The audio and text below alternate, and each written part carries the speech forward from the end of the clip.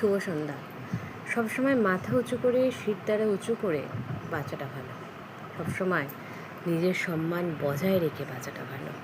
নিজের মান সম্মান ক্ষুণ্ণ করে বাঁচা ভালো নয়। যেখানে সম্মান নেই বারবার সেখানে যেও না। যেখানে ভালোবাসা নেই সেখানে যেও না। যেখানে তোমার মূল্য নেই সেখানে যেও না। যেখানে তোমাকে সবাই ছোট করে দেখে, যেখানে তোমার চোখে মানে তুমি সবার চোখে ছোট, যার কাছে মূল্যবোধগুলো নেই, সম্মান নেই, তোমার সম্মান রক্ষার দায়িত্ব একমাত্র তোমার।